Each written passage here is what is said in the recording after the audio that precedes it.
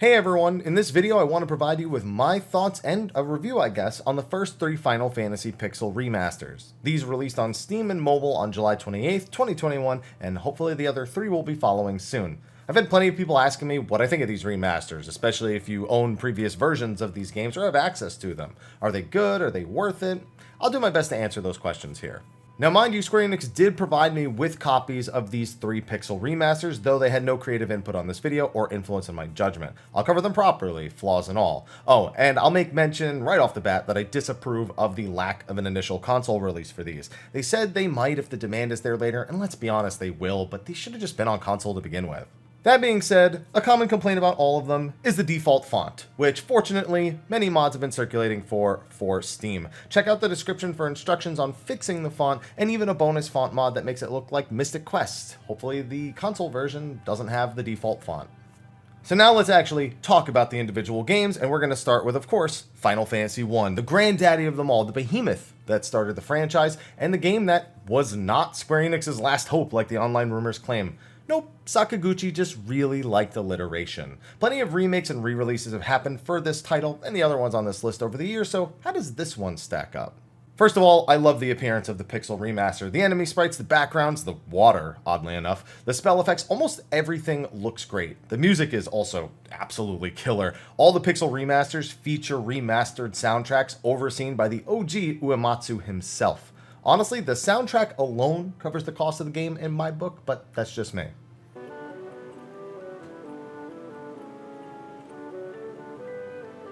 Dance!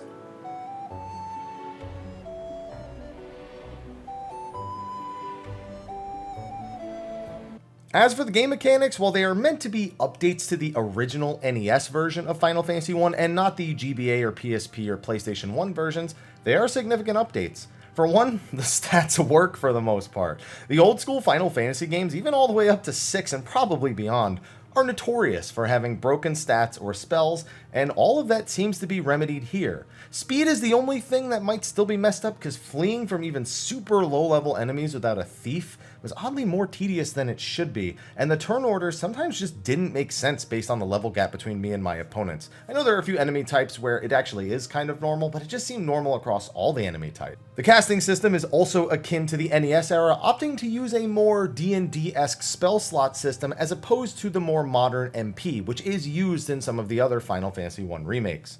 In the early game, this comes off as a downgrade, but thanks to ethers being added to shops as quality of life, which restore 1 MP to every single spell slot per ether, it was hardly a concern after like a couple of hours. Speaking of which, items in general are updated. There's Phoenix Downs that are purchasable from the shops. In the OG, you can only restore life at churches in town or with the life spell later in the game, and trust me, that really sucks for some of the later dungeons considering the number of deadly status effects and boss attacks. I'm glad that there's Phoenix Downs.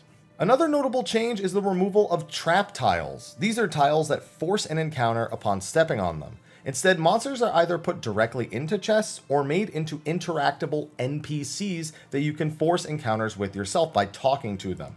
It's a downgrade for people looking to abuse these tiles for leveling up, so really veteran players, but it's a lot more friendly to newcomers who can see the threat coming or at least consider it before opening a chest. Oh, and for the really hardcore fans, the Peninsula of Power is patched. It's not there. Something only the hardcore will get. Now, there are also a ton of things that are circulating discussion boards online. As these are based on the original NES versions, they lack some of the bonus dungeons added in the GBA and PSP releases. I don't personally mind, as I don't find most of those too great, especially Chronodia, but it is worth the consideration. There's also a change in graphic style, again going for something more like a glowed up NES version as opposed to the way the PSP and GBA version did their graphics, so that's something to consider as well.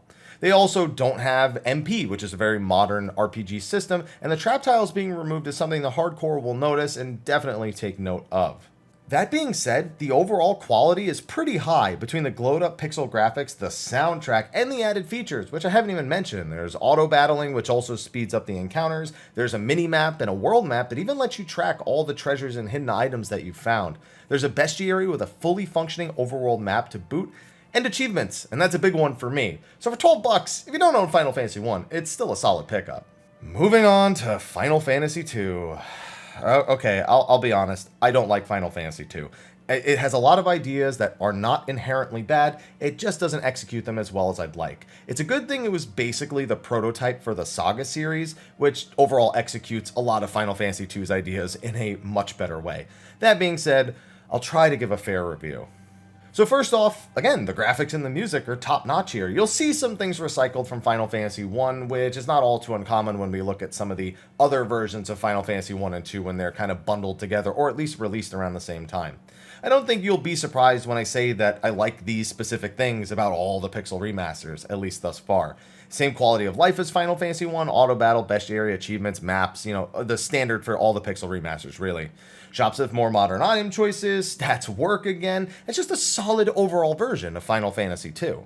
I'll also give Final Fantasy 2 credit. Its story is much more the centerpiece than Final Fantasy 1, which really opted for a more traditional story for its era. Hero defeats the darkness kind of thing, with a twist or two maybe somewhere in the mix. This is a far more character and plot-driven game when it comes to Final Fantasy 2, and to this day that story still works. But like a lot of NES-era games, with the second one, things turned out a little bit different.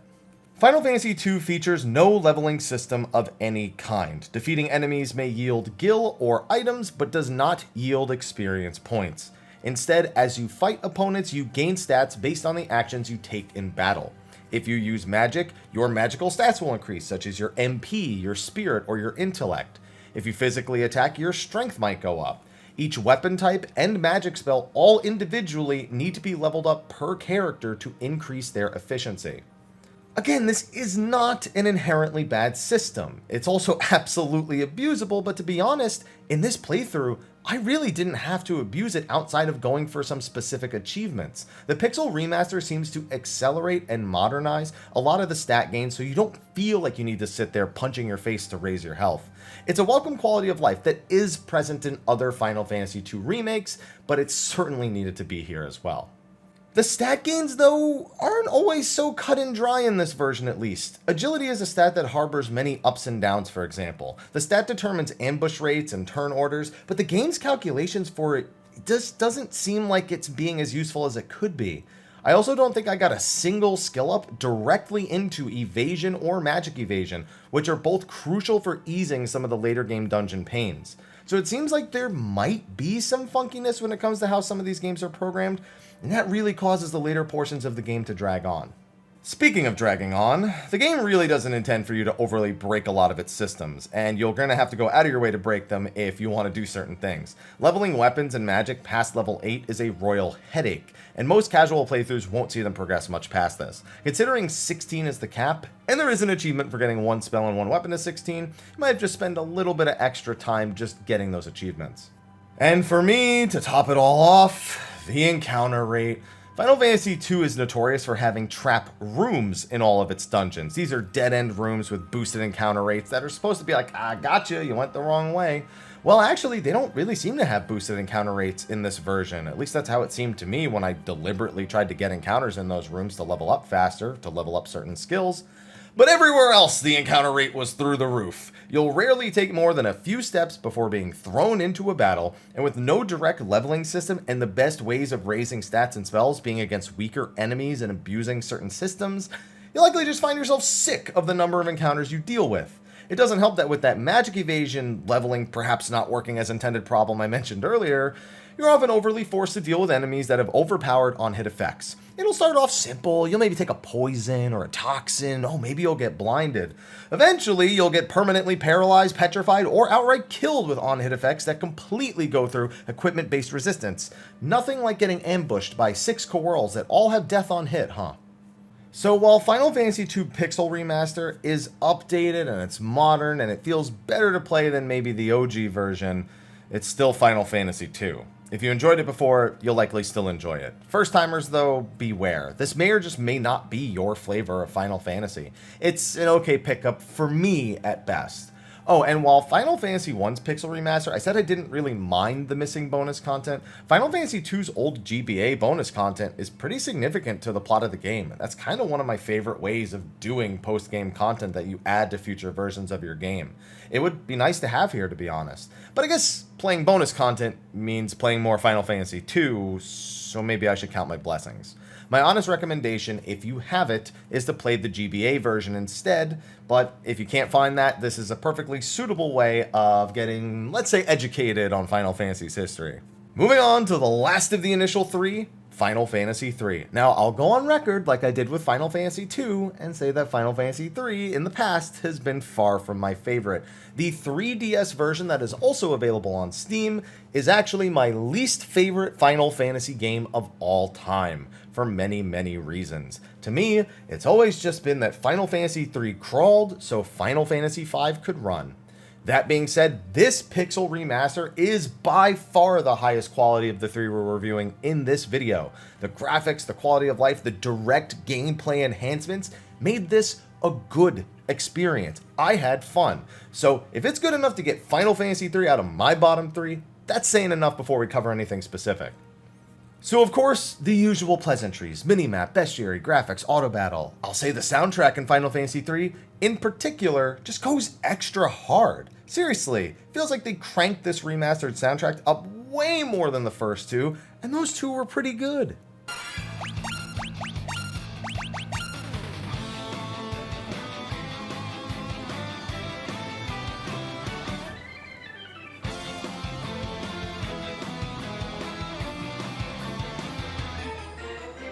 Final Fantasy III itself returns to a more Final Fantasy I style game. 4 chosen warriors are light, saving the world, blah blah blah.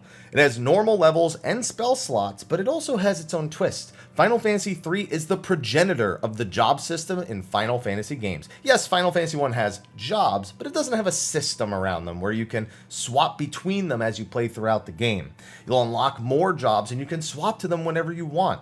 The characters have their own levels, but the jobs also have levels. While the character levels improve stats, job levels improve things like MP, skill access, how many times a weapon's hit, and the stat curve you actually have for your level.